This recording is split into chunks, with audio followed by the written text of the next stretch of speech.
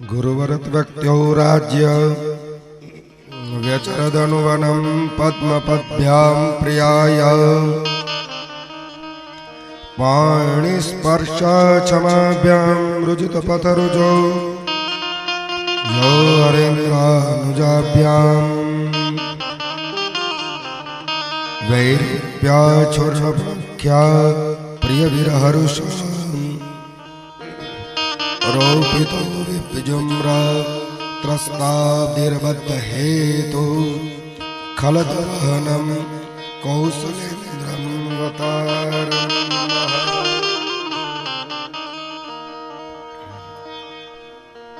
कथा परिषद विराजमान भागवत भगवान चरणों में वंदन करी जगत जननी जगदंबा मामा मायना चरणों में वंदन करी पितृओना चरणों में वंदन करी अने सजनो आपणे भागवत यात्रा नी गाथा ने आगळ वधारीए।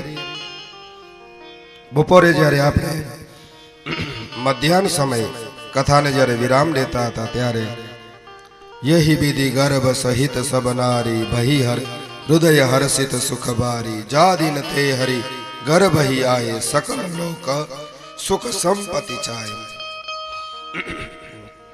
प्रभु परमात्मा नो प्रादुर्भाव थयो छे माता कौशल्याजीना उदरमांथी पण सेना द्वारा थयो छे यज्ञना प्रतापे थयो छे। श्रृंगी मुनि ने बोलावामां आव्युं यज्ञ करवामां आव्युं अने एनी अंदर प्रभु परमात्मानो प्रादुर्भाव थयो छे। सजनो कौशल्याजीना उदरमां राम पधार्या सर्वत्र सुखनो वातावरण वायु छे। सुमित्रा नाम उदर नी अंदर लक्ष्मण अने शत्रुघ्न कैकेयी नाम उदर मांथी भरतजी महाराज नो प्रादुर्भाव थयो छे। सजनो चैत्र सुद शुक्ल नवमी ना दिवसे अभिजीत मुहूर्त में गायो बधी थनगनाट करती हती। सरयोनो जळ आजे उछाळा मारी रह्यो हतो कारण के प्रभु परमात्मा राम नो प्रादुर्भाव थयो छे। सजनो अने प्रभु परमात्मा नो प्रादुर्भाव थयो सेना माटे थयो छे तो कहे छे कि विप्रधेनु सुर संत हितलिन मनुज अवतार निज इच्छा निर्मित तनु माया गुण गोपार। विप्र विप्र एटले के जे विवेक प्रदान छे ब्राह्मणो, धेनु एटले गाय, सुर एटले देवताओं, संत एटले साधु पुरुषो एना माटे प्रभु परमात्मा नो अवतार थयो छे। खाली रावण ने कुंभकर्ण ने मारवा माटे भगवान अवतार नथी कर्यो धारण। विप्रदेनो गाय अने ब्राह्मण नी रक्षा करवा माटे भगवान नो प्रादुर्भाव थयो। सकल लोक में कल्याण नी प्राप्ति थई छे अने ए जाणी अने सजनो दासी दौड़ती दौड़ती क्या कने आवी दशरथ महाराज कने आवी छे अने दशरथ महाराज ने कीधुं के महाराज तमारे त्यां पुत्रनो जन्म थयो छे। केवी घटना बनी? दशरथ पुत्र जन्म सुनी काना मानव ब्रह्मानंद समाना। दशरथ पुत्र जन्म सुनी काना दशरथ महाराज ज्यारे पुत्रना जन्मना वखाण सांभळी पुत्रनो जन्म थयो छे एम जाणी अने ब्रह्मानंद एमना हृदयनी अंदर समायुं छे अने राजी राजी थया अने तेज वखत जे दासी आवी हती एने सोना ने मोतीडोना माळा आपी अने दासीने विदाय कर्यो छे।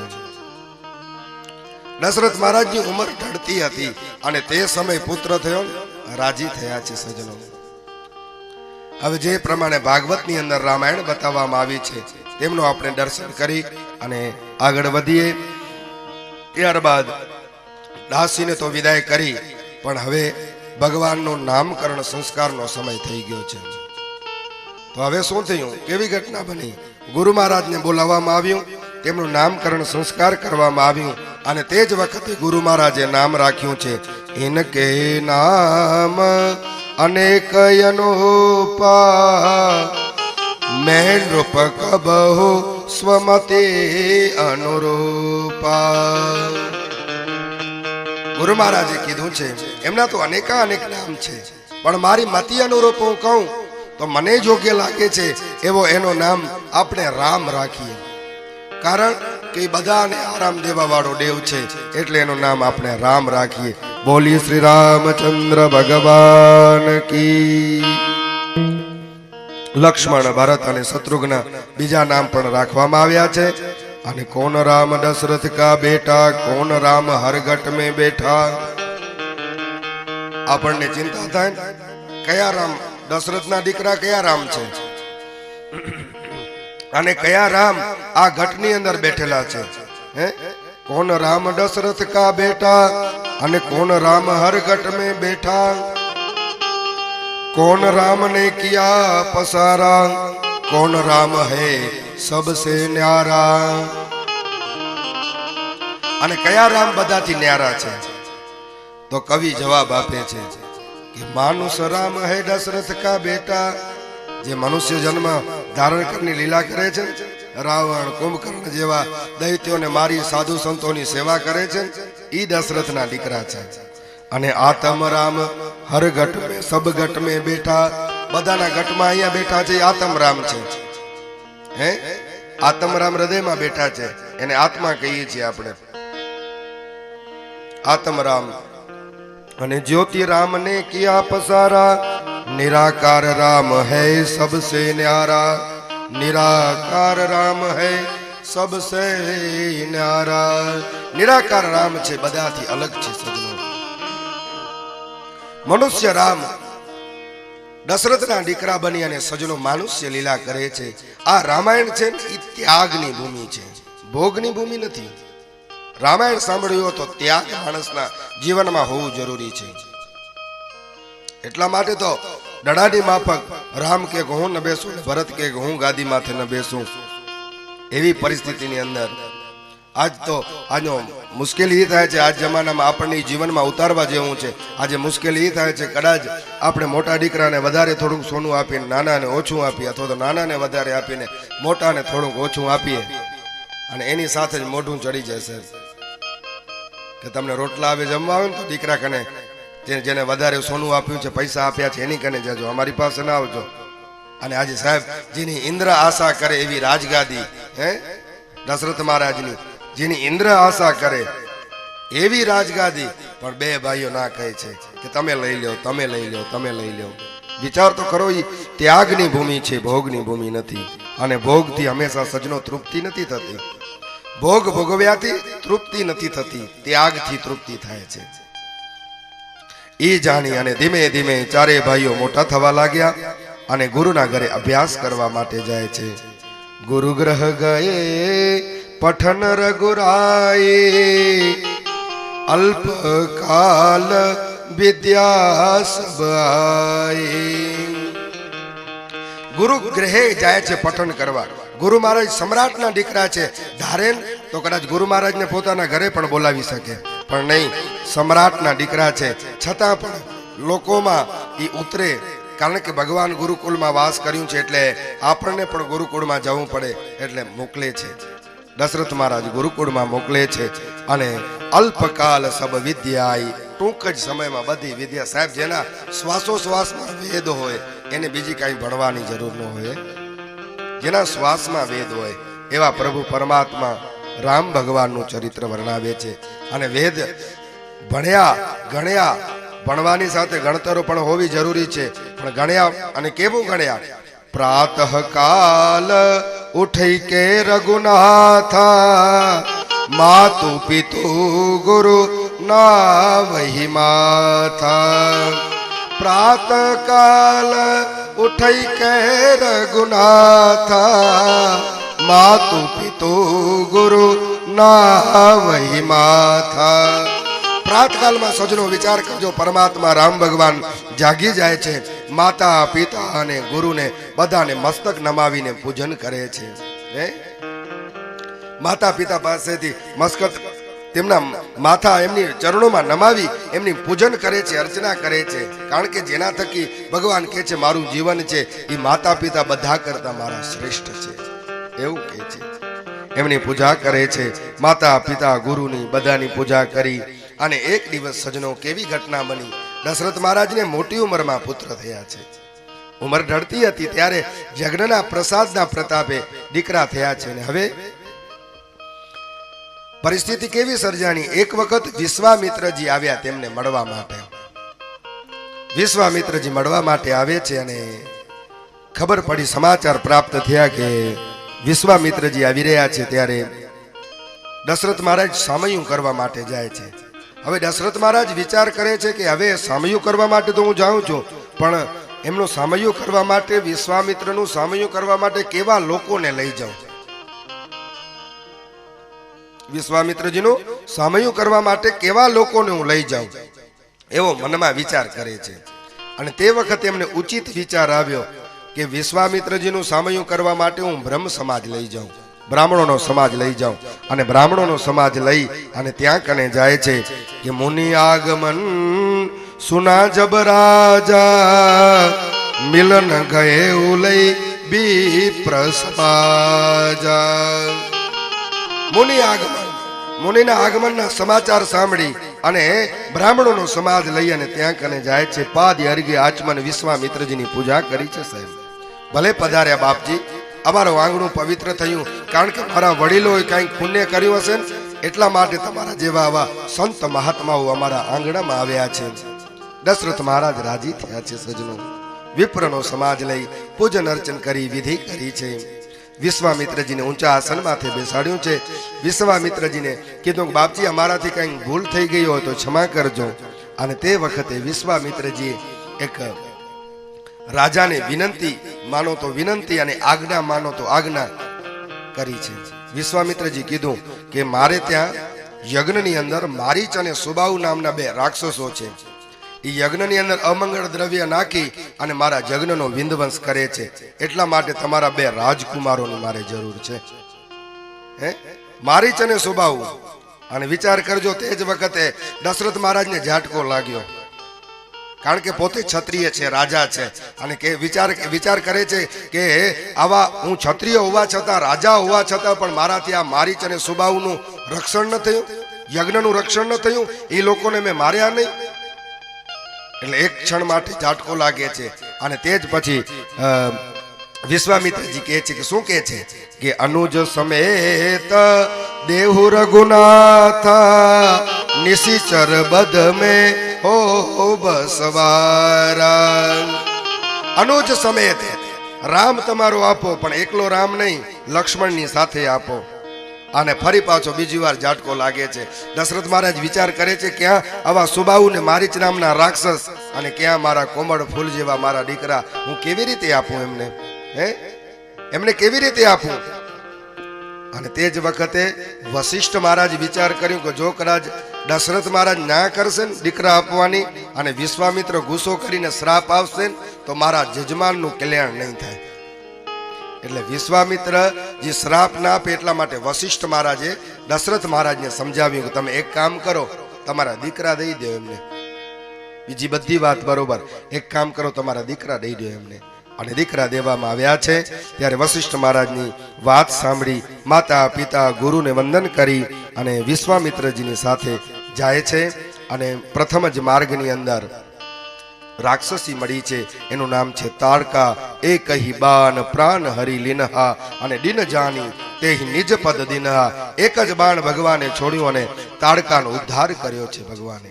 કારણ કે જે રાક્ષસોની માતા તાડકા છે, એટલે પહેલા ભગવાને કીધું કે એને જ મારું, જ્યાંથી રાક્ષસો જન્મ ધારણ કરે છે. અને કૃષ્ણ અવતારમાં ભગવાને પેલા પૂતનાને મારી છે. શરૂઆત સ્ત્રી માથેથી જ કરી છે, કારણ કે એ જીવતી હશે તો બીજાને જન્મ દેશે રાક્ષસી. એટલા માટે ભગવાને એમનો ઉદ્ધાર કર્યું છે. એક હિ બાન પ્રાણ હરી લીનહા દિન જાની તે નિજ પદ દિનહા. એક જ બાણ છોડ્યું અને એના પ્રાણ હરી લીધા સજનો. અને વળી પાછી વિચાર કર્યું કે દિન જાની, ગરીબ બાઈ જાણી, અને કીધું કે હવે મારો ધામ દઈ દઉં, વૈકુંઠ ધામ દઈ દઉં. એટલે ભગવાન દયાળુ પણ છે, પોતાનું નિજ ધામ દઈ દીધું છે સજનો. અને તે જ વખતે વૈકુંઠ ધામ આપ્યું છે. પ્રાતકાળ થઈ અને ત્યાં નિર્ભય બની અને યજ્ઞ કરવા માટે તત્પર બન્યા છે. વિશ્વામિત્રજી સ્વાહા સ્વાહા કરીને યજ્ઞ ચાલુ થયું, આરંભ થયું છે. યજ્ઞની અંદર અનેક દેવતાઓ બધા યજ્ઞ નિહાળવા માટે આવ્યા. અને સજનો તે જ વખતે મારીચ અને સુબાહુ આવ્યા છે અમંગળ દ્રવ્યો લઈને. વિચાર તો કરો, યજ્ઞને હાનિ પહોંચાડવા માટે આવ્યા છે અમંગળ દ્રવ્યો લઈને, અને તે જ વખતે ભગવાને મારીચને ફણા વગરનો ખાલી બાણ માર્યો છે. એ 400 જોજન દૂર પડ્યો. મારીચ ખાલી ફણા વગરનો બાણ માર્યો, 400 જોજન પડ્યો. પછી મારીચ વિચાર કરે છે, કદાચ ફણાવાળો માર્યો તો મારા રામ રમી જાય, ફણા વગરનો માર્યો એટલે સારું કર્યું. અને લક્ષ્મણજી પણ અનેકાનેક રાક્ષસોને માર્યા અને સંહાર કર્યો. ભગવાન ઈશ્વર કૃપાથી, ભગવાનની કૃપાથી તેમનો યજ્ઞ પરિપૂર્ણ થયો વિશ્વામિત્રજીનો. અને તે જ વખતે બંને ભાઈઓ ત્યાં કને રોકાણા છે અને સમય વ્યતીત થવા લાગ્યો. થોડાક જ દિવસોમાં એક પત્રિકા આવી છે વિશ્વામિત્રજી ઉપર, અને એની અંદર જનકજી મહારાજ પત્રિકા મૂકે છે. એની અંદર લખેલું હતું, જનકજી મહારાજ લખી દીધું હતું કે તમારે ત્યાં જેવો યજ્ઞ પૂર્ણ થયો ભગવાનનું, એવો જ મારે ધનુષ્ય યજ્ઞ કરવો છે, અને એની અંદર મારે સીતાનો સ્વયંવર રચવો છે. એટલે તમે મારે ત્યાં જનકપુરીમાં આવજો. આમંત્રણ પત્રિકા મળી ગઈ સજનો. અને જનકપુરીમાં જવા માટે એક દિવસ વિશ્વામિત્રજીએ ભગવાન રામને કીધું છે કે જેવી રીતે પ્રભુ મારો યજ્ઞ પૂર્ણ કર્યો એવી રીતે હવે ત્યાં કને જનકપુરીમાં જઈ અને જનક રાજાનો યજ્ઞ પૂર્ણ કરવો છે. કેમ પ્રભુ? ત્યારે કહેવા લાગ્યા કે એક સામટા 300 વીરોને લઈ અને ધનુષ્ય રાખવામાં આવ્યું હતું. એક સાથે 300 વીરોને લઈને એવું ધનુષ્ય, શિવ ધનુષ્ય છે એ રાખવામાં આવ્યું હતું. અને એક વખત સીતા માતાએ હાથથી ઉપાડી અને છાણ લીપણું કરતા હતા, સાફ સફાઈ કરતા હતા ધનુષની આજુબાજુમાંથી. એટલે દશરથ મહારાજ એક દિવસ જોઈ લીધું એટલે વિચાર કર્યો કે સીતા માતા એકલા હાથે ધનુષ્ય ઉપાડી લે છે તો એના માટે વીર પણ આવો જ હોવો જોઈએ. એટલે તે વખતે નક્કી કર્યું કે આપણને ધનુષ્ય યાગ કરવો છે, એવો નિશ્ચય ધારણ કરી અને ધનુષ્ય યાગનો નક્કી કરવામાં આવ્યું. અને વિશ્વામિત્રજી રામજીને કીધું કે બાપ એક કામ કરજે, ત્યાં કને રાવણ બધે વગેરે એવા રાક્ષસો આવશે દુષ્ટ, એટલે એમનું બધાનું સંહાર કરવાનું છે, એટલા માટે આપણને બધાને ચાલવાનું છે યજ્ઞની અંદર. એવું જાણી અને યજ્ઞની અંદર જાય છે, રવાના થાય છે. આગળ જતા તેમને રસ્તાની અંદર એક શાંત આશ્રમ મળ્યો અને ત્યાં કને એક પથ્થર જેવી આકૃતિવાળી એક મૂર્તિમંત એક સ્ત્રી બેઠી છે એવું લાગતું હતું. પથ્થરની આકૃતિ. ભગવાન જાણતા હતા છતાં પણ આજે પ્રશ્ન કર્યો છે વિશ્વામિત્રજીને કે બાપજી આ સ્ત્રી જેવો આકારવાળું પથ્થરવાળું છે કોણ? અને તે જ વખતે વાતની ખુલાસો કર્યું કે આ આશ્રમ છે રામ, આ ગૌતમનો આશ્રમ છે, અને આ ગૌતમની પત્ની અહલ્યા છે. એ બ્રહ્માજીથી ઉત્પન્ન થઈ હતી અહલ્યા, અને એ એમને ગૌતમ ઋષિ સાથે પરણાવી હતો. પણ અહલ્યાને એવો મનમાં એવો ભાવ હતો કે મને કોઈ એવા ગૌતમ ઋષિ સાથે નહીં પણ ઇન્દ્ર જેવા રસિક હોય એની સાથે મારે લગ્ન કરવા હતા. અહલ્યાને એવો અંદરથી એવો કામ ભાવ હતો, અને રસિક એવો મને પતિ મળે એવો ભાવ હતો. અને આ બાજુ ઇન્દ્રએ એક વખતે ચેષ્ટા કરવા માટે આવ્યો, અને ગૌતમ મુનિ પોતાને ત્યાં સંધ્યાવંદન કરવા માટે અથવા તો ફળ ફૂલ ચૂંટવા માટે જંગલની અંદર ગયા હતા. અને ઇન્દ્રએ કપટ ધારણ કરી અને ગૌતમ ઋષિનો વેશ ધારણ કરી અને અહલ્યાની સાથે ભોગ ભોગવ્યા. અને જ્યારે ઋષિ આવ્યા, દરવાજો ખખડાવ્યો, ત્યારે સજનો ઘટના કેવી બની, લજ્જિત બની. અને અહલ્યા પૂછા કરી કે તું કોણ છે? ત્યારે ઇન્દ્રએ કીધું કે હું ઇન્દ્ર છું.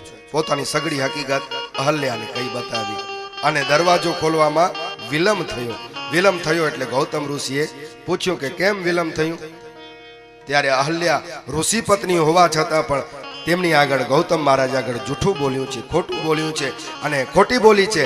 અને તે જ વખતે ગૌતમ મુનિ પોતાની આંખ બંધ કરી અને જાણી લીધું, ધ્યાન કરીને જાણી લીધું. ત્યારે એમને ખબર પડી કે અહલ્યાએ કૃત્ય સારું નથી કર્યું, અને તે વખતે શ્રાપ આપ્યો કે જા તું હવે પથ્થર બની જા, મૂર્તિ બની જા, પથ્થર બની જા. અને પછી ખબર પડી કે ઇન્દ્ર અહીંયા છુપાણો છે, એટલે ઇન્દ્ર પ્રગટ થયો. ત્યારે ઇન્દ્રને કીધું કે જા તારામાં 100 કાણા થશે. અહલ્યા રડવા લાગી છે. ગૌતમ ઋષિના ચરણ પકડી લીધા કે બાપજી આવી કઠોર.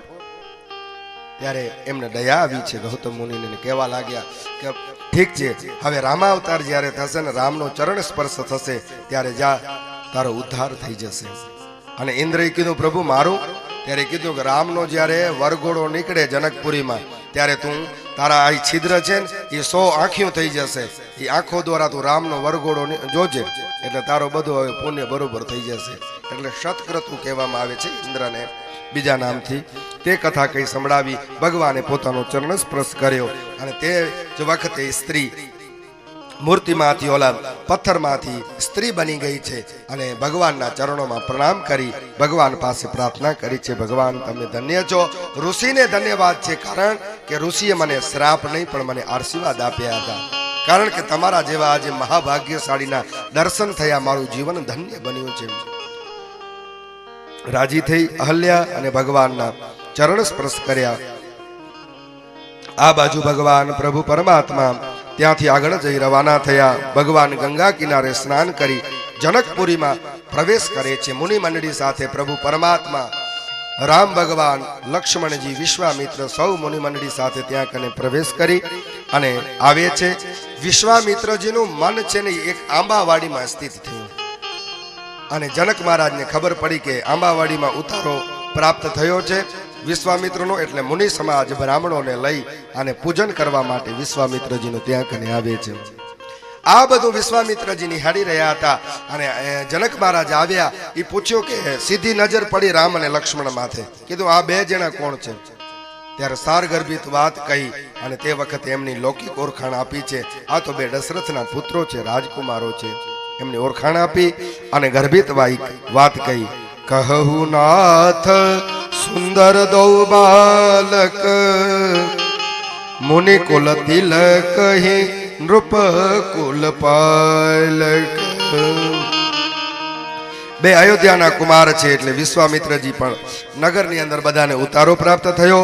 બંને ભાઈઓ રાત્રિના ભાગમાં નગરની અંદર જાય છે, ગુરુની સેવા કરે છે અને રાત્રિના સમયે ગુરુની સેવા કરી ચરણ દબાવી શયન કરે છે. ભગવાન તેના દ્વારા રાજી થયા.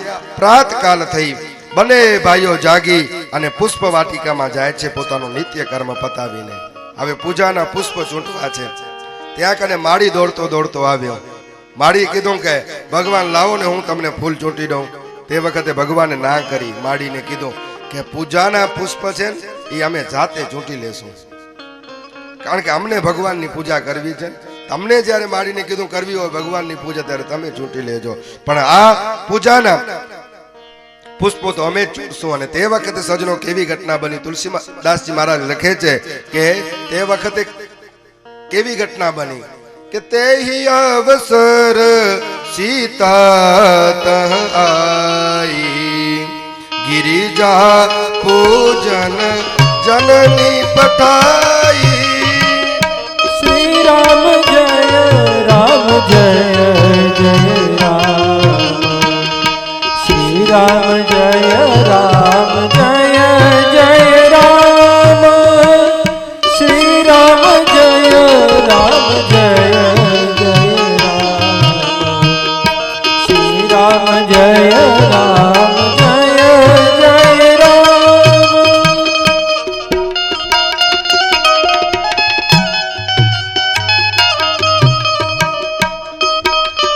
અને તે જ વખતે સજનો તેહી અવસર સીતા ત આઈ અને ગિરિજા પૂજન પઠાઈ. માતાજીની પૂજા કરવા માટે સંગ સખી સીતા, સખીઓની સાથે સીતા માતા ત્યાં કને આવ્યા હતા. અને તે જોઈને એક સખી દોડતી દોડતી ગઈ કે સીતા, માતાજીના પુષ્પ, માતાજીની પૂજા તો પછી થશે, પણ જો તો ખરી બાઘ જોવા માટે બે કુંવર આવ્યા છે. ભગવાન તોડવા ગયા હતા પુષ્પ, પણ અહીંયા આ બાજુ સખી રામનો દરજ્જો ઊંચો રાખવા માટે કહે છે કે બાઘ જોવા માટે આવ્યા છે. અને કદાચ એમ કે આ ફૂલ તોડવા માટે આવ્યા છે તો સીતાના મનમાં જરાક છાપ એવી થાય કે આ રાજકુમાર હોય ને એમને કોઈ નોકરી ચાકર નથી, એટલા માટે કહે છે કે આ બાઘ જોવા માટે આવ્યા છે. દેખન બાઘ કુંવર દોવાય, બાઘ જોવા માટે બે કુંવર આવ્યા છે, દશરથના પુત્ર કુંવર આવ્યા છે. ચાલ સીતા માતાજીની પૂજા પછી થશે, આ પેલા રામના દર્શન કરીએ સજનો. અને તે જ વખતે પુષ્પ વાટિકામાં જઈ અને રામના દર્શન કર્યા છે. સાહેબ આજે સૂત્રની ભાષામાં કહું તો એટલું જ કહું, આજે બાગ બગીચામાં ભલે આપણા છોકરા અને છોકરીઓ જતા હોય પણ કામ દર્શન નહીં પણ રામ દર્શન કરજો સજનો. રામ દર્શન કરજો. આજે તે જ વખતે ભગવાનના દર્શન કર્યા છે. સીતાજી ધન્યતા અનુભવી અને વિચાર કર્યું કદાચ આ વીર પુરુષ ધનુષ તોડે તો મારા અહોભાગ્ય છે, મારા જીવન ધન્ય બની જાય. એવું જાણી બીજા દિવસે સવાર થઈ ધનુષ્ય યજ્ઞની અંદર અનેકાનેક લોકોના ટોળે ટોળા જામવા લાગ્યા અને ઋષિઓની સાથે બે ભાઈઓ ત્યાં કને આવ્યા અને જિનકી રહી જૈસી ભાવના પ્રભુ મૂર્તિ દેમ તિનહી દેખી તૈસી, જેની જેવી ભાવના હતી એવું જ રામનું સ્વરૂપ જોયું બધાએ. અને અનેકાનેક રાજાઓ મહારાજાઓ આવ્યા, બધાને સિંહાસન માથે બેસાડવામાં આવ્યું. ઊંચા આસન માથે વિશ્વામિત્રજી, રામ ભગવાન, લક્ષ્મણજી બધાને બેસાડવામાં આવ્યું. બધા વ્યવસ્થિત રીતે ગોઠવાઈ ગયા અને તે જ વખતે બંદીજનો માદંગો બધા કહેવા લાગ્યા, હે રાજા સાંભળી લ્યો, તમે બધા પૂર્ણિમાના ચંદ્ર જેવા છો, તમારું તેજ પૂર્ણિમાના ચંદ્ર જેવું છે. તમે બધા સીતાને વરવા માટે આવ્યા છો. જેણે આ ધનુષ્ય તોડશે એને જ સીતા માતા જયમાળા પહેરાવશે, બાકી કોઈને જયમાળા નહીં પહેરાવે. એટલે તમે જોઈ લેજો. એટલે અમુક રાજાએ વિચાર કર્યો કે સીતા છે ને એ પૃથ્વીની દીકરી છે, એટલે આપણે ધનુષ તોડવામાં જરૂર નથી, આપણે ધનુષ નહીં તોડીએ, કારણ કે સીતા માતા પૃથ્વીની દીકરી છે ને આપણે રાજા છીએ, એટલે દીકરી સાથે કયો પિતા વિવાહ કરી શકે, એટલે આપણને ધનુષ્ય નથી તોડવું. અમુક રાજાએ નિશ્ચય કર્યો. અમુક રાજાએ અભિમાનમાં અંધ બનેલા રાજાએ કીધું અમે ધનુષ તોડશું. એક પછી એમ વારો કરવામાં આવ્યા. હવે જે ધનુષ્ય તોડવા જાય બીજો ગણપતિની માનતા માને, ગણપતિને કહે કે હું તમારા માથે 5 કિલો લાડુ ચડાવીશ. હે આ ભાઈ ગયા છે એનાથી ધનુષ્ય ન તૂટે એવું કરજો, 5 કિલો લાડુ ચડાવીશ. હવે ગણપતિ માને કોનું? અનેક રાજાઓ આવતા ગયા અને ધનુષ્ય તૂટ્યું નહીં. અંત સરવાળે બધા થાક્યા. અમુક તો એમ કહે છે કે ઘણા બધા રાજાઓ ભેગા થઈને ઊભા થયા તોય ધનુષ્ય તૂટ્યું નહીં. તૂટ્યું તો ઘરે ગયો પણ ઉપડ્યું પણ નહીં કોઈનાથી ધનુષ્ય. અને આ બાજુ જનક મહારાજ ક્રોધાયમાન થઈ અને કીધું કે મને આવી ખબર નહોતી કે આવી પ્રતિજ્ઞા ધારણ કરું. તમારા કોઈનામાં બળ નથી, તમે કોઈ ક્ષત્રિય નથી રહ્યો, આ ધનુષ્ય તોડવા માટે કોઈ ક્ષત્રિય નથી. અમુક રાજા બેસી ગયા, કદાચ નિર્ણય બદલી જાય તો, કોઈનાથી ધનુષ્ય ન તૂટે અને નિર્ણય બદલાઈ જાય તો કદાચ આપણો મેળ થઈ જાય. એટલે અમુક રાજા વળી બેસી ગયા પાછા અને તે જ વખતે કટુ વચન બોલ્યા છે, જનકજી મહારાજ તમારો તેજ સૂર્ય સમાન નથી, તમે દેખાવામાં ક્ષત્રિય જેવા નથી. આટલું બોલ્યા એટલે તે જ વખતે ખળભળાટ થઈ અને લક્ષ્મણજી ઉભા થઈ ગયા છે. લક્ષ્મણજી કીધું કે હે જનક મહારાજ વચન સંભાળીને વાત કરજો, અમે ક્ષત્રિય છીએ. રામ અહીંયા બેઠા હોય તો કોઈની તાકાત નથી આ ધનુષ્ય તોડવાની. રામ જ્યાં સુધી બેઠા છે એટલે ક્ષત્રિયનું તમે ન કહો. તમે રામ કદાચ મને આજ્ઞા કરે તો આ પૃથ્વીના ઘોડાની જેમ ચક્કર મારી આવું આખા ભૂમંડળને, કદાચ રામ મને આજ્ઞા કરે તો આ ધનુષ લઈ અને 100 જોજન જેટલો હું એકલો હાલ્યો જાઉં, કદાચ રામ મને આજ્ઞા કરતા હોય તો. તમે આવું ન બોલી શકો, અમે ક્ષત્રિય છીએ, કઈ કોડા કાપવાની વાત નથી. તે જ વખતે ઉગ્ર સ્વભાવમાં લક્ષ્મણજી બોલ્યા છે અને જમીન હળબળવા લાગી. લક્ષ્મણજી કીધું કે સર્પને ક્યારે નાનો ન માનવો જોઈએ, મંત્ર ટૂંકો હોય એને નાનો ક્યારે ન માનવો જોઈએ, એટલા માટે સાવધાન થઈને સાંભળી લ્યો. જો રામ મને આજ્ઞા કરતા હોય તો હમણાં જ પલભારમાં ધનુષ્યના ટુકડા કરી નાખો, કદાચ રામ આજ્ઞા કરે તો. અને તે વખતે રામ વિચારો કર્યો કે લક્ષ્મણ બેસી જા, આ બાપજી વિશ્વામિત્ર કદાચ આજ્ઞા કરતા હોય તો હું પલભારમાં ધનુષના ટુકડા કરી નાખું. કદાચ મને વિશ્વામિત્રે આજ્ઞા કરતા હોય. અને તે જ વખતેથી માથેથી હાથ ફેરીને વિશ્વામિત્રજી કીધું કે ઉઠવ રામ ભજવ ભવચાપા મેઘ तात जनक परितापा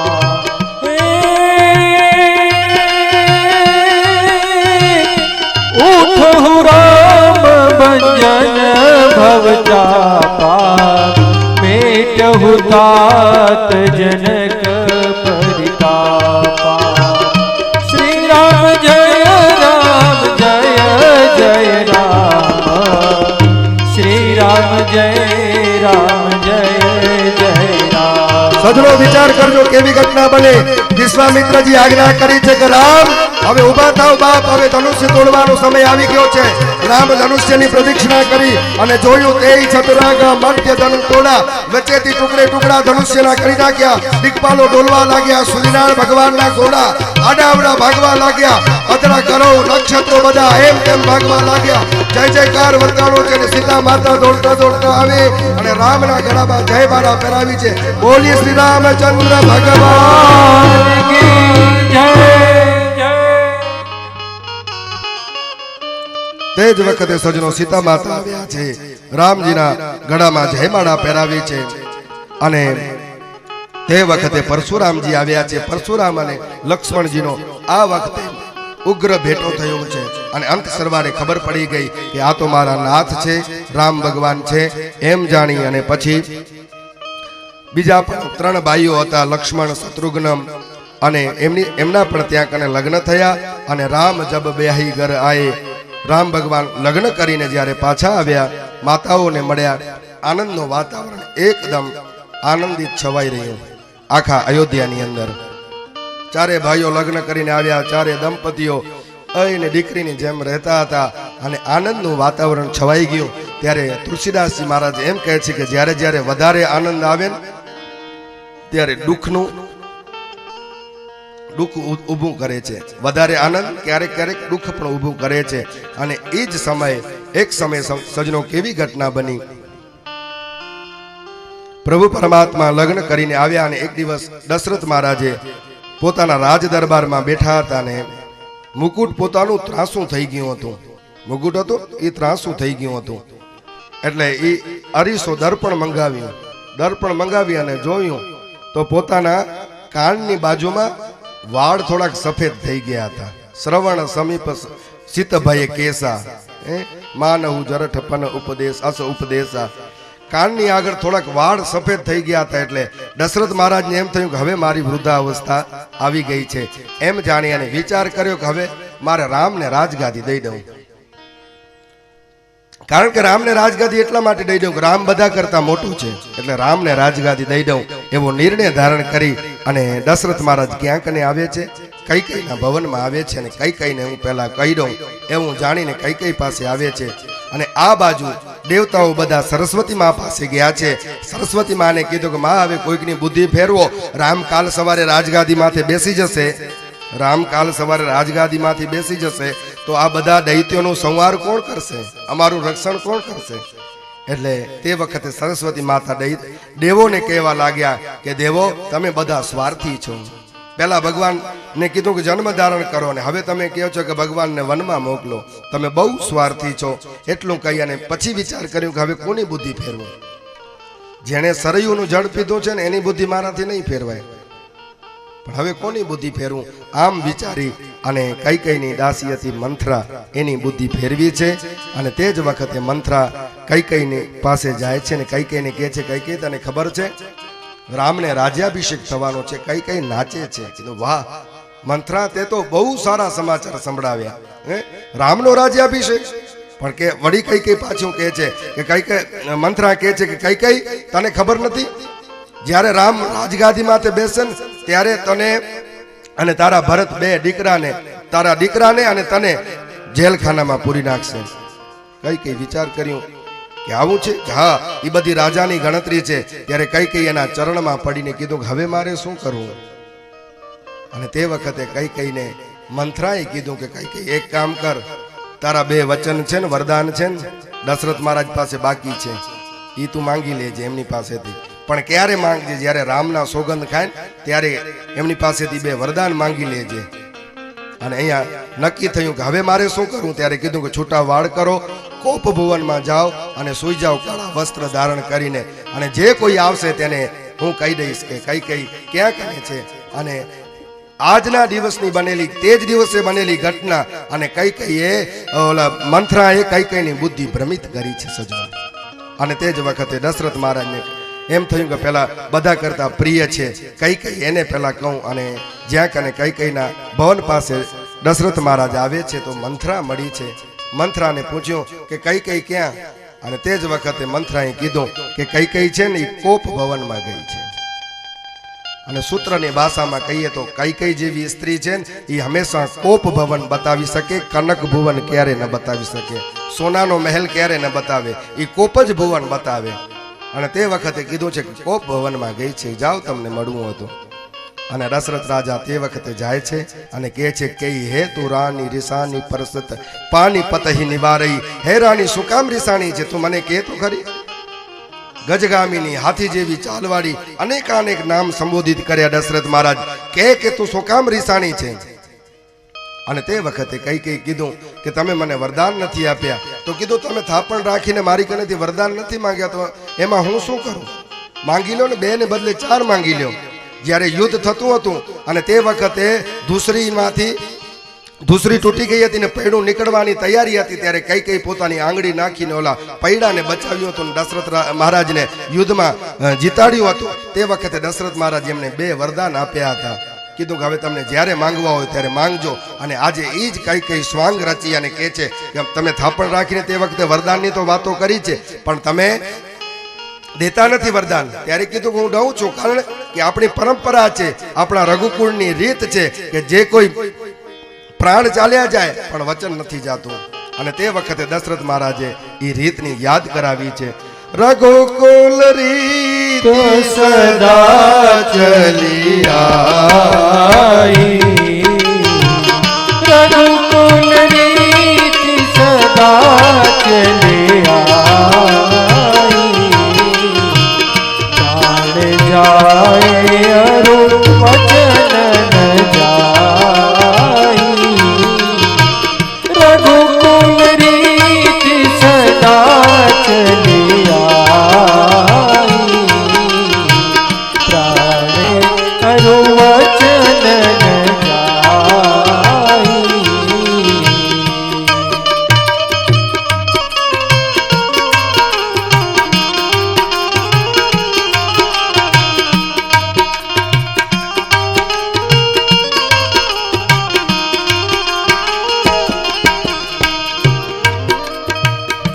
નહીં સત્ય સમપાતક પુંજા,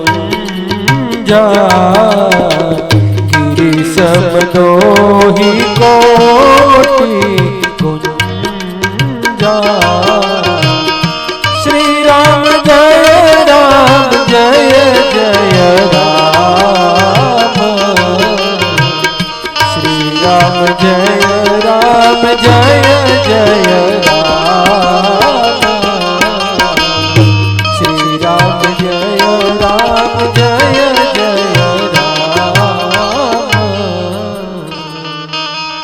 દેવી. આપણા તો અયોધ્યાની એવી રીત છે, રઘુકુળની રીત છે એવી કે પ્રાણ ભલે ચાલ્યા જાય પણ વચન નથી જતું. વચન માટે તો અનેક કર્મ છે.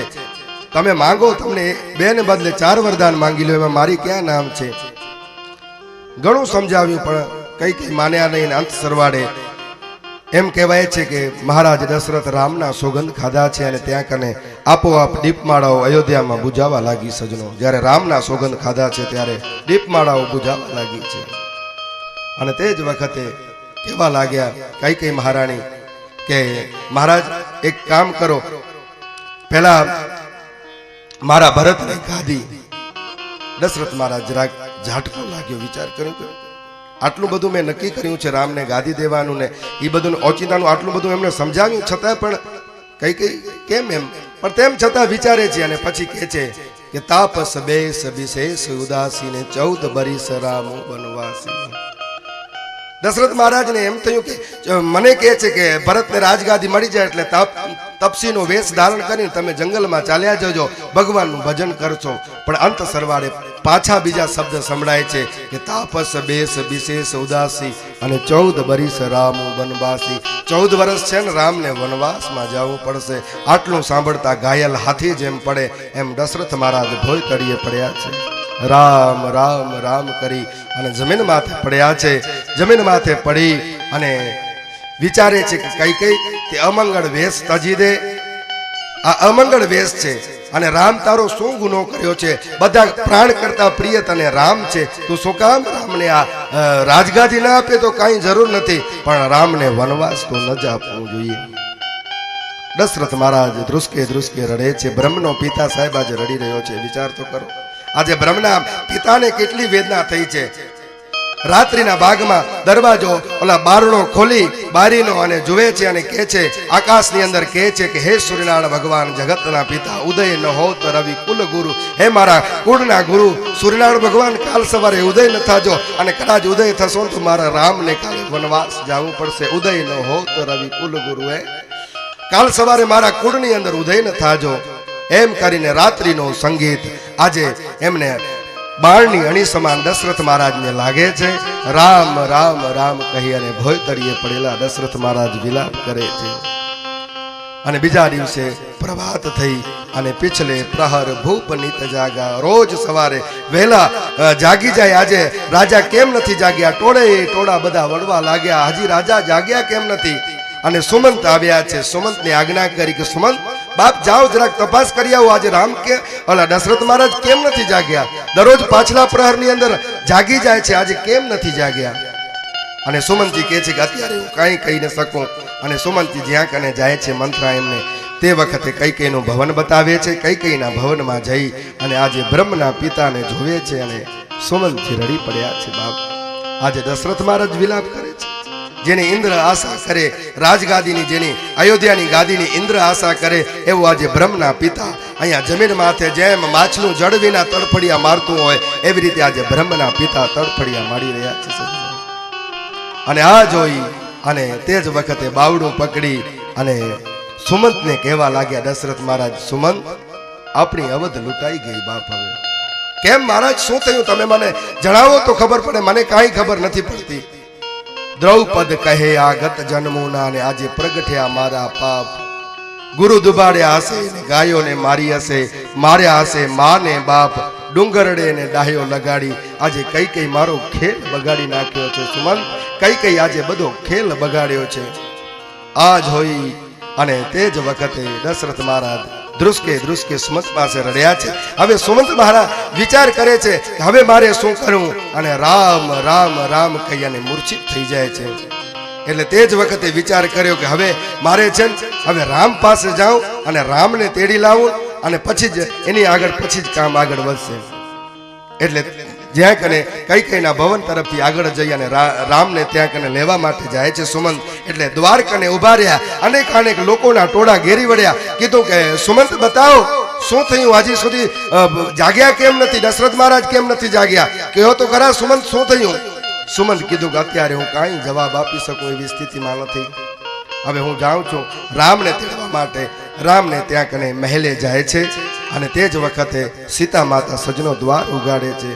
જેને આજે સવાર શ્રાપ દેવાઈ ગયો છે, એને વરદાન અપાવી ગયું છે કે એમણે 14 વર્ષનું વનવાસ છે. અને એ જ સીતા માતા આજે દ્વાર ઉગાડી અને જેમ જનક અને દશરથ મહારાજને પ્રણામ કરે એમ વૃદ્ધ સુમંતને આજે પ્રણામ કર્યા છે. સુમંતની આંખો ભરાઈ ગઈ કે વાહ, ધન્ય છે બેટી, તે તો કુળને તાર્યું છે. ધન્ય છે બેટી તારી, તે તો કુળને તાર્યું છે. અને ચરણોમાં વંદન કર્યા. અને તે વખતે રામ ભગવાને કીધું કે પધારો પધારો બાપજી, તમે મને કીધું હોત તો હું હાલ્યો હવે. કે નહીં કે કે ચાલો પિતાજી યાદ કરે છે. અને ભગવાન પૂજાના વસ્ત્ર પહેરેલા હતા ને, વલકલ વસ્ત્ર, એ જ વસ્ત્રમાં નીકળી ગયા. ભગવાન વિચાર્યું કદાચ પૂજાના વસ્ત્ર બદલાવું ને રાજના વસ્ત્ર પહેરું ને વળી પાછા વલકલ મારે ધારણ કરવા, એના કરતા એ જ વસ્ત્રની અંદર જાઉં અને વળી પાછો વનવાસની વાટ પકડી લઉં તો. એવું જાણી અને પ્રભુ પરમાત્મા વલકલ વસ્ત્રો ધારણ કરી અને ત્યાં કને જાય છે. અને દશરથ મહારાજને આજે પ્રથમ વખત બ્રહ્મના પિતા આજે જમીન માથે પડેલા જોઈ અને રામ સજનો ધ્રુસકે ધ્રુસકે રડવા લાગે છે. તે વખતે આજે પોતાના પિતાની આ હાલત જોઈ અને રામથી સહન નથી થયું. સજનો રડે છે. પ્રભુ પરમાત્મા કહે છે કે આજે મારા કયા અપરાધ થયા છે કે આજે મારા પિતાજીને આ દુઃખ ભોગવવું પડ્યું છે. સજનો ભગવાન આંખમાંથી આંસુડા કેર્યા અને પૂછ્યું છે કે માં તું તો બતાવ, સોનું જનની સોઈ સુત બળભાગી. માં તું તો મારી માં છે. માં તું તો મને બતાવ કે મારા પિતા શું કામ રડી રહ્યા છે? અને તે જ વખતે કહેવા લાગ્યા કે બેટા બીજું કાંઈ નથી, મેં વરદાન માંગ્યા છે. માં કયા કયા વરદાન? અને કીધું કે પહેલું વરદાન માંગ્યું છે કે તારે 14 વર્ષનો વનવાસ. જેટલા શબ્દ 14 વર્ષનો વનવાસ સાંભળ્યું ત્યાં તે જ વખતે જમીન માથે ઢળી અને સુમંત પડી ગયા છે કે ભગવાનને 14 વર્ષનો વનવાસ. અને ભગવાન રાજી થયા કે માં હજી કીધું કે બીજું વરદાન માંગ્યું છે કે મારા ભરત માતે ગાદી.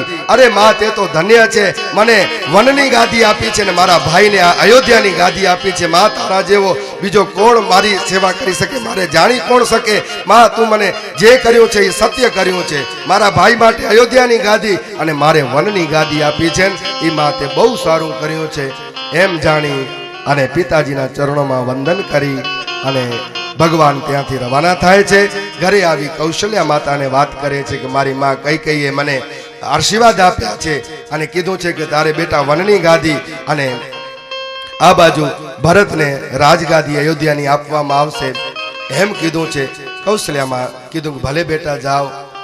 અને આજુ પ્રથમ વખત સીતા માતા કૌશલ્યા માને નમસ્કાર કરી અને કહે છે કે માં, આજે જરાક રાઘવને કંઈ કહી દઉં તો તું મને ના ન કહેજે. આટલા દિવસો સુધી સીતા માતા કંઈ બોલ્યા જ નથી રામની સામે. કહે છે કે માં, આજે તારી સામે જરાક રાઘવને કહીશ. ને ભગવાનને કહે છે સીતા માતા કે મને સાથે તેડી આલો. ભગવાન ના કરે છે, કારણ કે દેવી ત્યાં કને અનેક મોટા મોટા રાક્ષસો હશે. તમારા જેવા કુંપડા ચરણ પાટ અને પલંગ મૂકી અને તમે જનક રાજાને બીજે ક્યાં ગયા જ નથી. પાટ અને પલંગ ઉપર જ રહ્યા છો અને તમને વનની વાટ ન સારી લાગે, ન યોગ્ય થાય, તોય કહે છે કે મને સાથે લઈ આલો.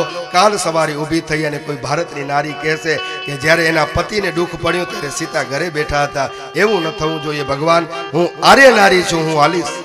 ભગવાને હા કરી. આ બાજુ લક્ષ્મણજી તૈયાર થયા ત્યારે ભગવાને કીધું, જા પેલા તારી મા કનેથી રજા માંગીને લઈ આવો. તારી માં સુમિત્રા તને આજ્ઞા કરે ને તો મારી સાથે ચાલજે.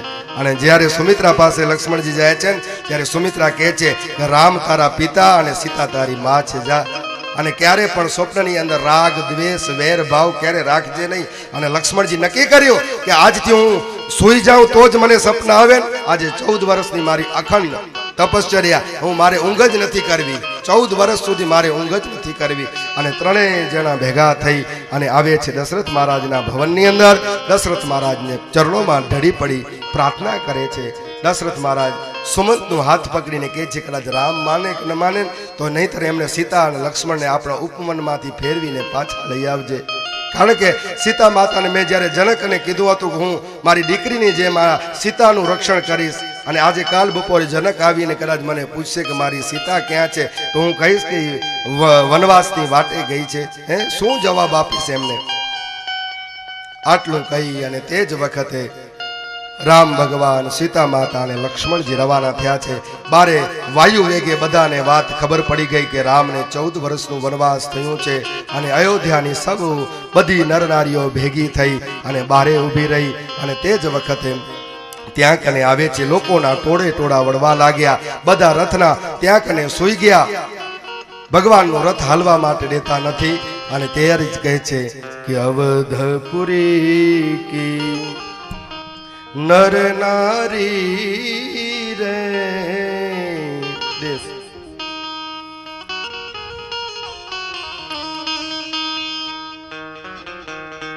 અવધની નર નારીઓ સૌ ભેગી થઈ અને પ્રાર્થના કરે છે કે હે પ્રભુ પરમાત્મા, તમને જવાનું. રામ રઘુરાઈ બન ચલે રામ રઘુરાઈ બન ચલે રામ રઘુરાઈ બન ચલે રામ રઘુરાई संग में जानकी माई, संग में जानकी माई बन चले राम रघुराई बन चले राम रघुराई।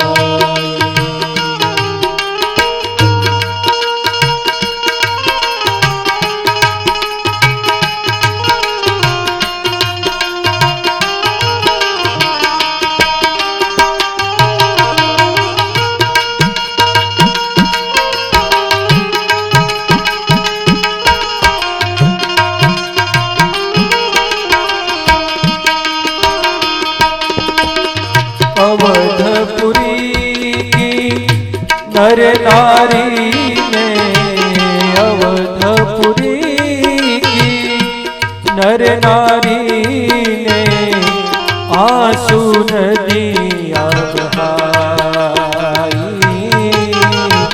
आंसू नदियाँ बहाई। राम राम कर दशरथ ने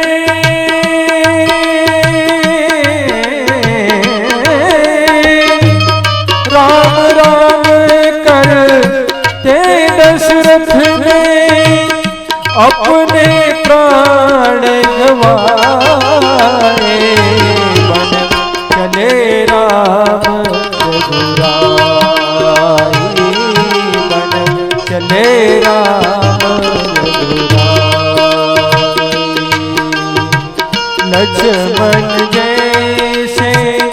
भाई भाई लक्ष्मण जैसे भाई भाई चले राम रघुराई बन चले राम रघुराई।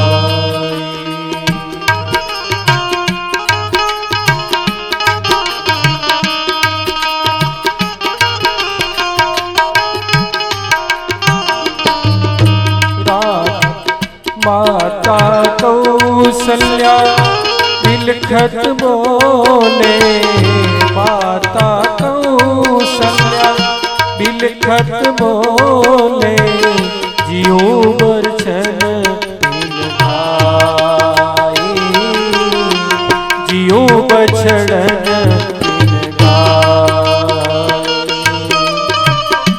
राम बिना मोरी सुनी अयोध्या राम बिना मोरी सुनी अयोध्या लक्ष्मण बिनु ठकुराई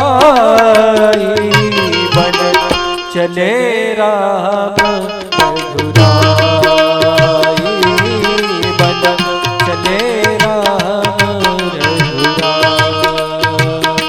संग में जानकी माई संग में जानकी माई बन चले राम रघुराई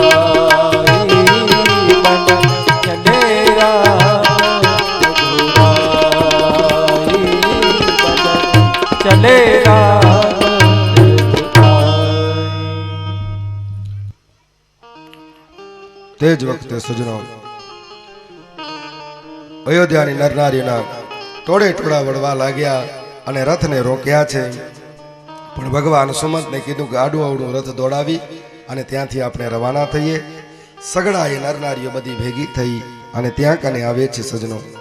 પાછળ દોડે છે તમસા નદીના કિનારે પ્રથમ રાત્રિનો ત્યાં કને વિસામું થયો અને બધાને સુતેલા મૂકી અને ભગવાન ત્યાંથી આગળ ગંગા કિનારે જવા માટે રવાના થાય છે અને ત્યાં કને ભગવાન કેવટ સાથે મિત્રચારી કરે છે. ભગવાન કેવટને કહે છે કે કેવટ નાવ લઈ આવો. આજે રામાયણનો આ અદ્ભુત પ્રસંગ છે, એની અંદર બતાવવામાં આવે છે કેવટને કહે છે, ભગવાન સામેથી માંગણી કરી છે, ભગવાન સામેથી પૂછા કરી છે કે કેવટ માગી નાવ ન કેવટુયાના કહી તુમાર મરમ में જાના. ભગવાન કહે છે કેવટ નાવ લઈ આવો. માંગણી કરી. લક્ષ્મણજી કીધું માંગણી શું કરો છો તમે, મને આજ્ઞા કરો ને, હમણાં જ કેવટ શું ઘણા બધાને બોલાવી લાવું.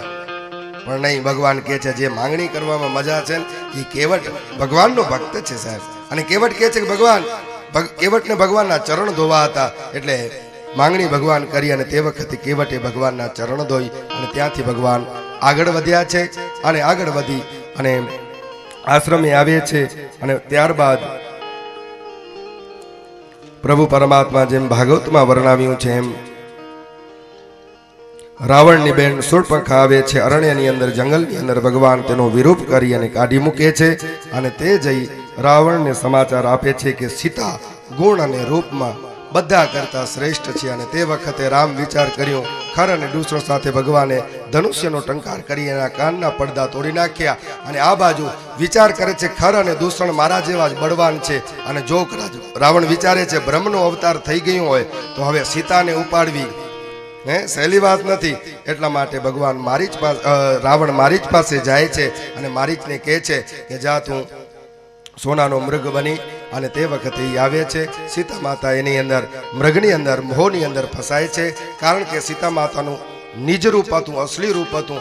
એ ભગવાને કીધું હવે દેવી અંતર ધ્યાન કરો અને હવે આપણને માયા રચવી છે. એટલે ભગવાને માયાવી રૂપ ધારણ કરાવ્યું સીતા માતાનું. એટલે કારણ કે મૃગ માયાવી હતો અને સીતા માતાનું રૂપ માયાવી હતો, એટલે માયાવીની નજર માયાવી માથે ઝડપથી પડે. એટલા માટે નજર પડી અને તેમને ત્યાં કને લઈ આવ્યા. લક્ષ્મણજી ત્યાં હતા અને સીતા માતા કહે છે કે જાઓ તમે મૃગ લેવા માટે, અને ભગવાન ત્યાં કને જાય છે. ભગવાનને તો લીલા કરવી હતી ને રાવણ આ બાજુ સાધુનો વેશ ધારણ કરીને આવે છે અને સીતા માતા કટુવચન લક્ષ્મણજીને કહે છે, એટલે લક્ષ્મણ રેખા બનાવી અને લક્ષ્મણજી રામ ભગવાનને ગોતવા માટે જાય છે. કારણ કે એમને એમ તો ન જાય, ભગવાન તીર માર્યું અને ઓલા મારી છે એમ રામ રામ લક્ષ્મણ લક્ષ્મણ કહી અને જમીન માથે જ્યારે ઢળી પડ્યો, અને તે જ વખતે સીતા માતાએ માયા જ રચવી હતી ને સાહેબ. કારણ કે જ્યાં સુધી આ માયા ન રચાય ત્યાં સુધી આ બધું ન થાય તો રાવણ અને કુંભકર્ણ જેવાનો વિનાશ ન થાય. અને તે વખતે આવું કર્મ કરવા માટે તત્પર બન્યા અને લક્ષ્મણજી જ્યાં કને રામ ભગવાન પાસે જાય છે અને આ બાજુ સીતાનો હરણ કરવા માટે ચરણમાં પ્રણામ કરી અને હરણ કરી જાય છે અને લઈ જાય છે. આ બાજુ જટાયુ તેમની સમીપમાં આવી લડવા માટે તત્પર બન્યો છે. સજનો, ઋષ્યમુખ પર્વત માથે જ્યારે ઘરેણા ઇત્યાદિ હતા એ ઘા કર્યા, સુગ્રીવે ઉપાડી લીધા અને લક્ષ્મણજી જ્યારે રામ કને જાય છે ત્યારે રામ પૂછે છે કે જનક સુતા પરી અરહી અકેલી, સીતા માતા એકલા છે, તારે મૂકીને નહોતું આવવું જોઈએ. પણ ત્યારે લક્ષ્મણજી કીધું માએ મને આજ્ઞા કરી કે જાઓ રામની વારે, અને એટલા માટે હું આવ્યો છું. પણ હવે જોજે મારું મન એમ કહે છે કે સીતા ત્યાં કને નહીં હોય. એટલું જાણી અને ભગવાન બે જણા ત્યાં કને આવે છે, પણ સીતા માતા નથી અને આગળ વધે છે. અને આગળ વધતા વધતા જટાયુ મળે છે. જટાયુને ભગવાન સદગતિ આપે છે. સજનો, આજે પક્ષી એક સ્ત્રી માટે લડી રહ્યો છે, એના જેવી મોટી બીજી વાત શું હોય. સજનો, ભગવાને તેમનો ઉદ્ધાર કરી અને આ બાજુ સજનો કેવી ઘટના બની. ભગવાન આગળ વધે છે, કબંદર નો ઉદ્ધાર કરી અને ભગવાન આશ્રમે આવે છે. કોના? સબરીના આશ્રમે આવે છે. ભગવાન ત્યાં કને નવદા ભક્તિનું દાન આપે છે. સબરી બતાવે છે કે તમે જાઓ ઋષ્યમુખ પર્વત માથે અને ત્યાં કને સુગ્રીવ રહે છે, તેમની સાથે તમે મિત્રચારી કરો અને ઈ તમને સુગ્રીવ છે ને એમની સાથે તમે મિત્રચારી કરો અને ઈ તમને સીતાની શોધમાં મદદ કરશે. અને આ બાજુ સજનો કેવી ઘટના બની. રાવણની દાસી આવી અને મંદોદરીને કહે છે, મંદોદરી સ્ફટિકના શિવલિંગની પૂજા કરે છે. મંદોદરી સ્ફટિકના શિવલિંગની પૂજા કરે છે. અને તે જ વખતે દાસી દોડીને આવી. દાસી કહેવા લાગી કે મંદોદરી તને ખબર છે? રાવણની પત્ની કે તને ખબર છે? રાવણની પત્નીને દાસી કહે છે તને ખબર છે કે રાવણે છે ને એક સ્ત્રીનું હરણ કરીને આવ્યો છે. અને તે વખતે મંદોદરી કીધું દાસીને કે તું ચિંતા ન કર, આ લંકા છે, લંકામાં રોજ સ્ત્રીઓના હરણ થાય છે. અને તે વખતે દાસી કીધું કે આ સામાન્ય સ્ત્રી નથી, ભલા કઈ સ્ત્રી છે? કોની પત્ની છે તને ખબર છે? કે જીને હણ્યો શિવ ધનુષ કોને, હાથી તાડકા બાણ, વા પુરુષ કી અર્ધાંગના હરિયલ જાતું વાણ. હે, જીને હણ્યો શિવ ધનુષ કો, જેને શિવ ધનુષને ટુકડા ટુકડા કર્યા છે અને હાથી તાડકા બાણ, એક જ બાણથી તાડકાનું વધ કર્યો છે. અને વા પુરુષ કી અર્ધાંગના હરિયલ જાતું વાણ, તારા પતિએ રાવણે ખોટું કામ કર્યું છે, એને લઈ આવ્યો છે હરિયલ જાતું વાણ. અને તે જ વખતે મંદોદરીને સાહેબ ઝાટકો લાગ્યો અને મંદોદરી કહ્યું કે ડહા લગી અરું यूं चमकी जैसे पाव दरियो निज अंगारो, खैर बामनी तो बहुत बुरी खबरी है, अब केसोय आपण कंथ बचायो. હવે મારા પતિને હું કેવી રીતે બચાવું? હે, બામની તો बहुत बुरी खबरी है, अब कंथ कैसे बचायो? આ નાની મોટી વાત નથી. જીને હણ્યો શિવ ધનુષ કો, વિચાર તો કરો રામ કોણ છે? અહીંયા બતાવે છે દાસી કહે છે, લંકામાં રહેવા વાળી દાસી આજે મંદોદરીને કહે છે કે જીને હણ્યો રામ ધનુષ કો, જીને હણ્યો શિવ ધનુષ કો, હાથી તાડકા બાણ, વા પુરુષ કી અર્ધાંગના હરિયલ જાતું વાણ. હે, એની પત્નીને ઉપાડીને રાવણ આવ્યો છે. મંદોદરીને કીધું અને મંદોદરી ત્યારે ઝાટકો લાગ્યો. ડહા લગી યરું यूं चमकी जैसे पाव दरियो निज खेर अंगारो, ભામન बहुत बुरी खबरी है, अब कैसे आपण કંથ ઉબારો. હવે મારા પતિને હું કેવી રીતે ઉબારું? વિચાર કરે છે ને શંકર ભગવાનના ચરણોમાં મંદોદરી માથું નમાવે છે કે હવે ભગવાન તું રક્ષા કરજે. અને તે વખતે રાવણ પાસે જઈને સાહિત્યકાર એમ કહે છે કે રાવણ પાસે જઈને મંદોદરી વાત કરે છે અને સમજાવે છે ને કહે છે કે નાથ લંકેશ વિચાર જો લેસ મન, અને રામ યવદેશ છે જગત પિતા, એ માત છે તારણી એ જ યુગારણી, જાણ જગદીશની નાર સીતા. શું કે છે કે નાથ લંકેશ વિચાર જો લેશ મન અને રામ અવદેશ છે જગત પિતા એ માત છે તારણી એ જ યુગારણી જાણ જગદીશની નાર સીતા.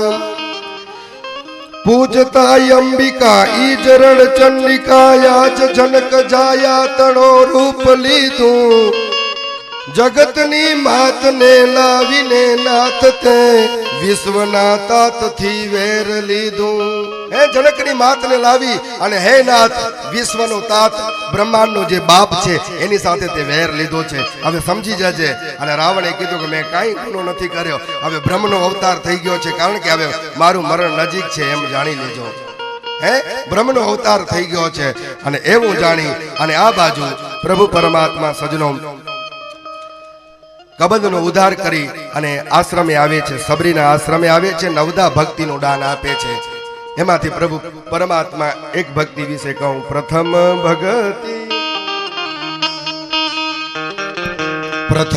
ભગતિ સંતન કર સંગા દૂસરી રતિ મમ કથા પ્રસંગા. શ્રી રામ જય રામ જય જય રામ.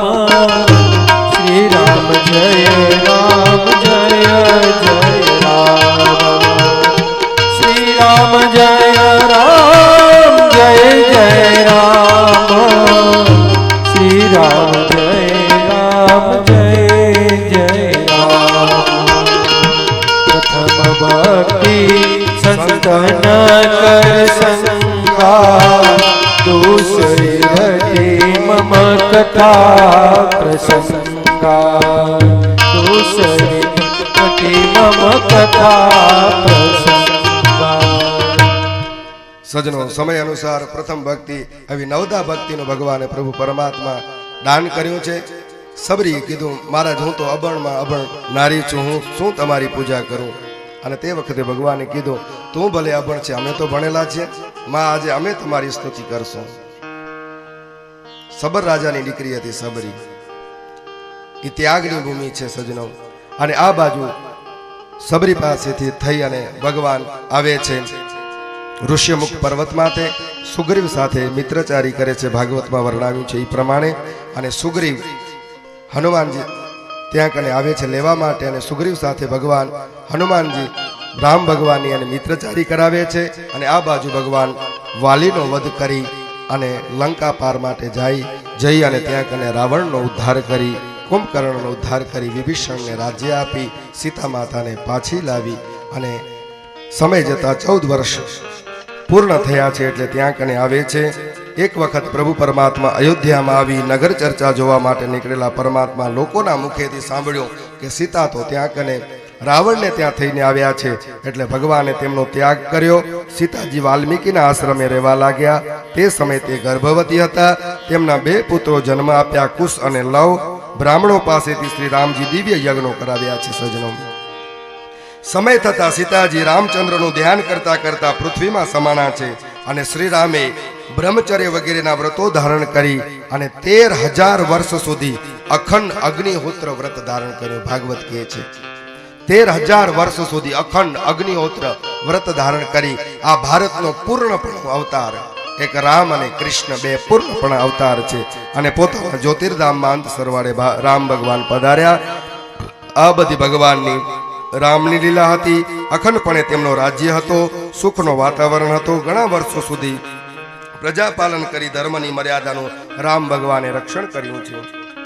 પછી કુશનો પુત્ર અતિથિ થયો. તેમના વંશમાં આગળ જતા કળિયુગમાં સૂર્યવંશ વંશ નષ્ટ થઈ જતા મરુ અને સૂર્યવંશને આગળ ચલાવશે. ઇક્ષ્વાકુના આ વંશને સુમિત્ર રાજા આગળ ચલાવશે. ત્યાર પછી કળિયુગમાં આ વંશ સમાપ્ત થશે. આમ કહી સૂર્યવંશને અહીંયા પૂર્ણ વિરામ આપી અને પછી ચંદ્રવંશના વર્ણન કથા કઈ સંભળાવી છે. ઇક્ષ્વાકુના પુત્ર હતા નિમિ રાજા. તેમણે યજ્ઞ આરંભ્યું. મહર્ષિ વશિષ્ઠને યજ્ઞ માટે ઋત્વિજ વરણ માટે બોલાવ્યું. અને વશિષ્ઠીએ કહ્યું કે હે રાજન, ઇન્દ્રે પોતાનો યજ્ઞ કરી રહ્યો છે એટલે હમણાં હું તારી કને ન આવું. પેલા મને જ્યાં આમંત્રણ મળ્યું છે યજ્ઞ માટે હું ત્યાં કને જાઉં અને તે સમયે તેમનો યજ્ઞ પૂરો કરીને પાછો આવીશ. આ સાંભળીને નિમિ રાજાએ વિચાર કર્યો કે મારો દેહ ક્યારે પડી જાય એનું નક્કી નથી, એટલા માટે હવે મારે ભગવાનનું ભજન કરવું જોઈએ એવું નિમિ વિચારી અને જીવનને ક્ષણભંગુર માની તેમનાથી યજ્ઞનો આરંભ કર્યો. બ્રાહ્મણો અને ઋત્વિજો સાથે બેસી અને યજ્ઞ આરંભ પૂર્ણ કર્યો. ગુરુ વશિષ્ઠે જ્યારે ઇન્દ્રનો યજ્ઞ કરી અને પાછા આવ્યા અને નિમિ રાજાને પૂછ્યું કે યજ્ઞ પૂર્ણ કરી નાખ્યો, ત્યારે નિમિ રાજાએ કીધું હા. અને પછી બે જણા એકબીજાને શ્રાપ આપવા લાગ્યા, તારું શરીર નષ્ટ થઈ જશે એવું એકબીજાને કહેવા લાગ્યા. અને એ ઘટના બની ત્યારબાદ નિમિના દેહને જીવિત કરવા માટે બ્રાહ્મણોએ બંધનમાંથી તેમને મુક્ત કર્યા અને દેવતાઓને રાજા નિમિ કીધું શરીર વિના જે પ્રાણીના નેત્રમાં છે ત્યાં કને મારો વાસ રહેશે. ત્યાર પછી મહર્ષિઓ અને દેવો વિચાર કરીને રાજા ન રહેવા અરાજકતા ફેલાણી છે તે જાણીને નિમિના શરીરનું મંથન કર્યું. તેમાંથી એક કુમાર ઉત્પન્ન થયો, એનું નામ પડ્યું જનક. પિતાથી ઉત્પન્ન થયો હતો એટલે એનું નામ પડ્યું છે જનક. અને મંથન થવાથી હવે હું તમને ચંદ્રવંશના પવિત્ર રાજાઓનું વર્ણન કરી સંભળાવું છું. સજ્જનો સાંભળજો. નારાયણના નાભીમાંથી કમળ થયો, કમળમાંથી બ્રહ્માજી થયા, બ્રહ્માજીના પુત્ર થયા અત્રિ, અત્રિના નેત્રોમાંથી ચંદ્રમાનો જન્મ થયો અને બ્રહ્માજી ચંદ્રમાને નક્ષત્ર અને ઔષધિઓનો અધિપતિ બનાવ્યો છે. તેમણે ત્રણેય લોક વિજય પામી અને રાયસુ યજ્ઞ કર્યું. તેમનું અભિમાન વધી ગયું અને એક વખત બૃહસ્પતિજીની પત્ની તારાને ઉપાડી અને ચંદ્ર લઈ ગયો. તેમાં પુત્ર ઉત્પત્તિ કરી, એનું નામ પડ્યું બુદ્ધ. દેવો અને દાનવો વચ્ચે યુદ્ધ થયું, તેથી ચંદ્રમાં તે બાળકને લઈ લીધું, એનું નામ પડ્યું બુદ્ધ. અને બુદ્ધ દ્વારા ઈલાના ગર્ભથી પુરુરવાનો જન્મ થયો. એકવાર નારદજી ઇન્દ્રની સભામાં પુરુરવાના રૂપ અને ગુણના વખાણ કર્યા અને એ જાણી અને પુરુરવાના પરાક્રમનું ગાન સાંભળી અને દેવાગના ઉર્વશી પુરુરવા સાથે ચાલી આવી છે. સજ્જનો, ઉર્વશી અને પુરુરવાના લગ્ન થયા. ઉર્વશી અપ્સરા છે.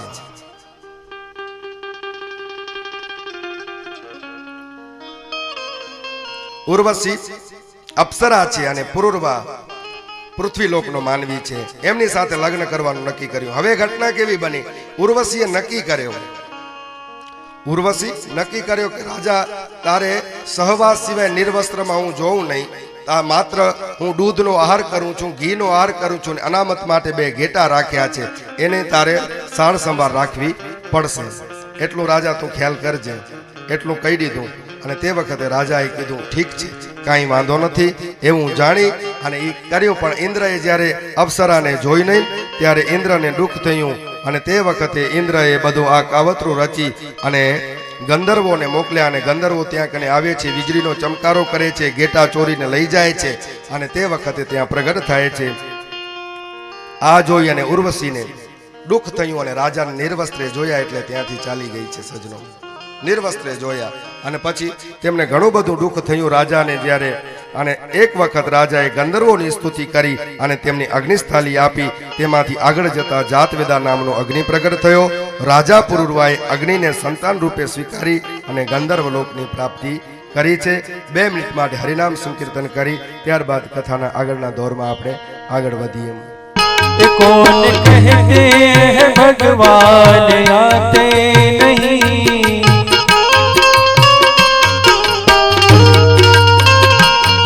तुम मेरा के जैसे बुलाते नहीं,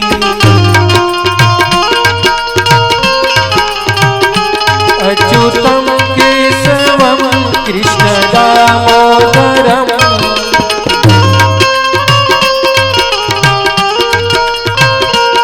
राम नारायणम जानकी वल्लभम,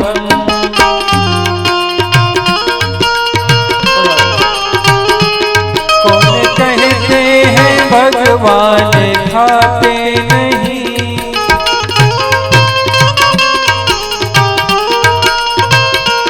मोर सबरी के जैसे खिलाते नहीं,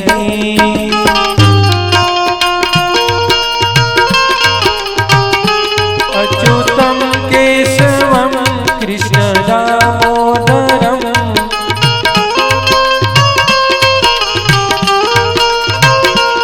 राम जानकी वल्लभम।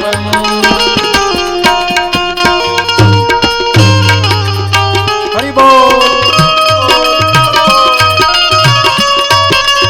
जय सुरा दादा, सुरा दादा।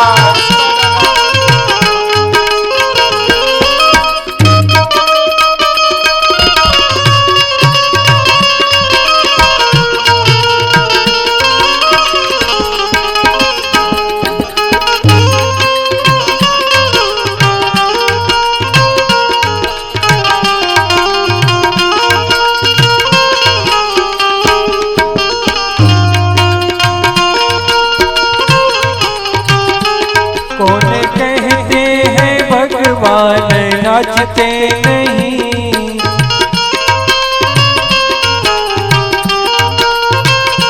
कौन कहते हैं भगवान नाचते नहीं।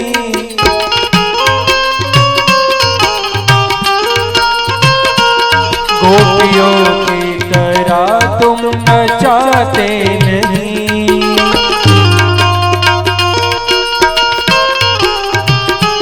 अच्युतम केशवम कृष्ण दामोदरम,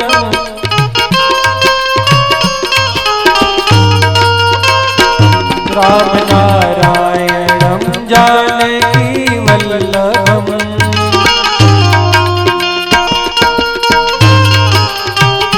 राम नारायणम जानकी वल्लभम।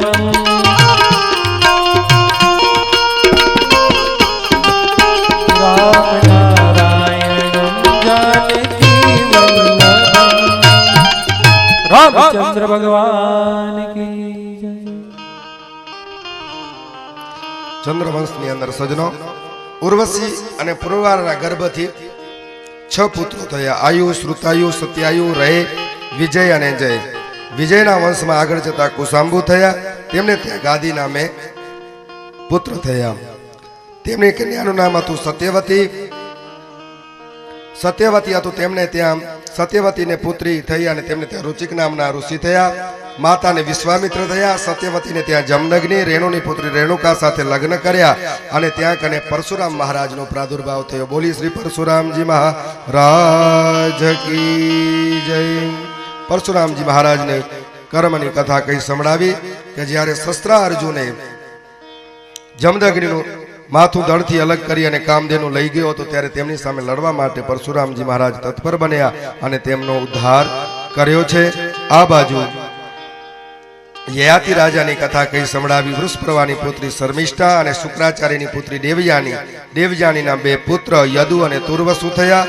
આગળ જતા તેમના વંશમાં આહુક નામે 2 પુત્ર થયા.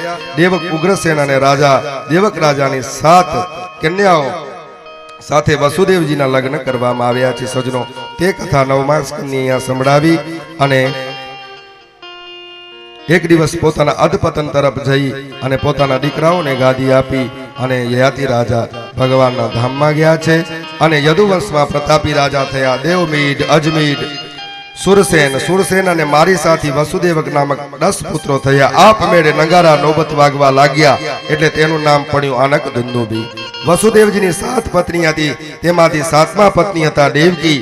8 સંતાનો થયા. 9મી કન્યા થઈ સુભદ્રાજી. હે પરીક્ષિત મહારાજી, તમારી દાદીમાં થાય. જ્યારે જ્યારે ધર્મની હાનિ થઈ, ત્યાં પાપની વૃદ્ધિ થઈ, ત્યારે ભગવાન અવતાર ધારણ કર્યો છે. ભગવાનનો જન્મ મથુરામાં થયો. નંદ મહોત્સવ ગોકુળમાં થયો. મનાવવામાં આવ્યો. 4 વર્ષ સુધી ગોકુળમાં લીલા કરી, 6 વર્ષ સુધી વૃંદાવનમાં, 14 વર્ષ સુધી મથુરામાં લીલા કરી, 25 વર્ષ સુધી રણછોડ બની અને ભાગ્યા. ભગવાન દ્વારકા વસાવી અને 100 વર્ષ સુધી દ્વારકામાં લીલા કરી. 125 વર્ષનો ભગવાનનો આયુષ્ય બતાવ્યું. પૃથ્વીનો ભાર ઉતારી અને ભગવાન સ્વધામ ગયા. આટલી કથા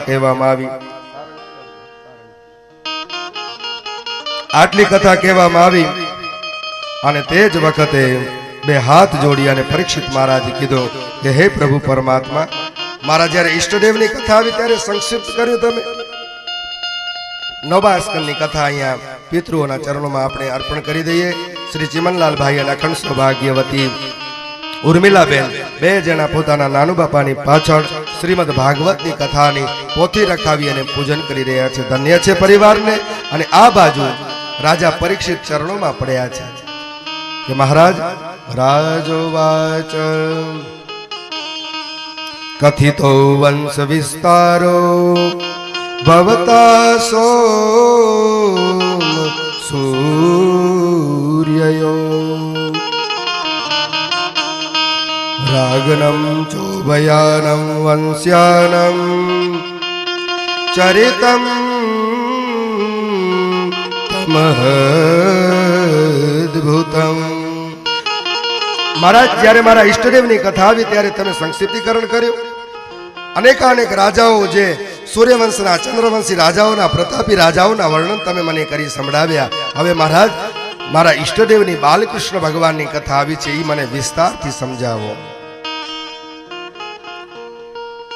અને તે જ વખતે સૂત પુરાણજી મહારાજ કહે છે કે રાજા પરીક્ષિતને સાધુવાદ આપ્યો છે. સુખદેવજી મહારાજ કીધું છે એવમ નિસમ્ય ભૃગુનંદ સાધુવાદં વૈયાસિકં સ ભગવાનથ વિષ્ણુરાત. રાજા, તને સાધુવાદ છે, તને ધન્યવાદ છે, કારણ કે તે ભગવાન પ્રત્યે રુચિ રાખી છે, ભગવાનના કાર્યની અંદર તે પ્રીતિ રાખી છે. રાજા, તને ધન્ય છે. અને આજે અહીંયા પરીક્ષા કરે છે, કે છે રાજા પરીક્ષિતને સુખદેવજી મહારાજ કહે છે કે રાજન, થોડુંક અન્નજળ લઈ લે. થોડુંક આજે ચતુર્થ દિવસની સંધ્યા કાળ છે, થોડુંક અન્નજળ લઈ લે.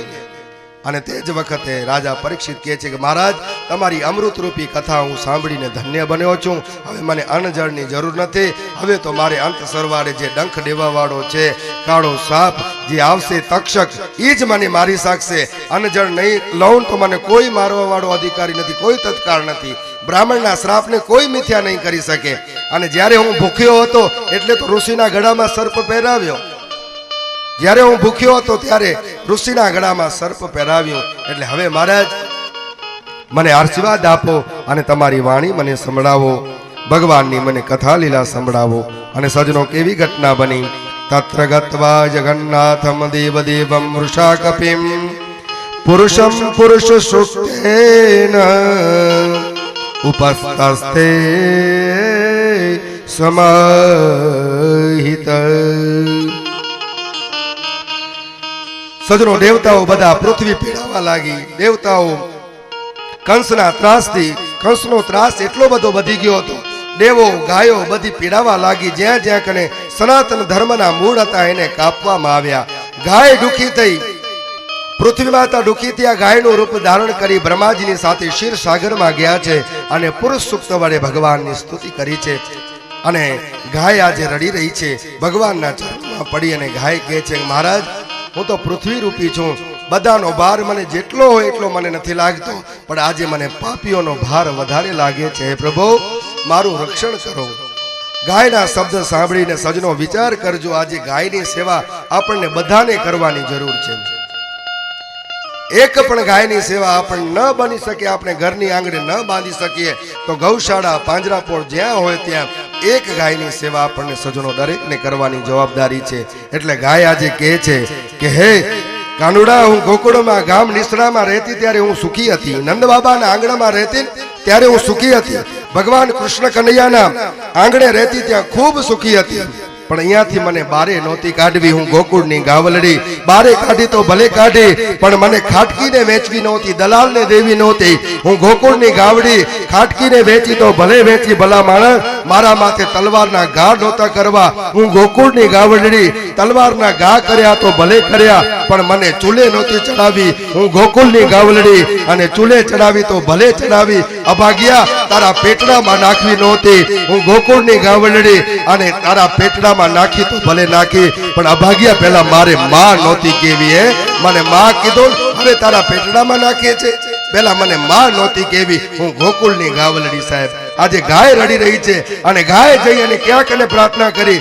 ભગવાન વૈકુંઠ ધામમાં ક્ષીરસાગરમાં સૂતા હતા, ત્યાં કને જઈ અને ગાય પ્રાર્થના કરે છે કે હે ભગવાન, હવે મને બચાવો. હે નંદલાલ, હવે અમારું રક્ષણ કરો. હે પ્રભુ પરમાત્મા, અમારું રક્ષણ કરો. અને ભગવાનની આરાધના કરી છે. પુરુષ સૂક્ત વડે ભગવાન તેના દ્વારા રાજી થયા છે અને ભગવાનની આરાધના કરે છે. હે પ્રભુ પરમાત્મા, હવે અમારું રક્ષણ કરો. દેવતાઓ બધા ભેગા થઈને નમસ્કાર કર્યું છે અને કહે છે કે નંદલાલ તમારો યાદાર જીવનના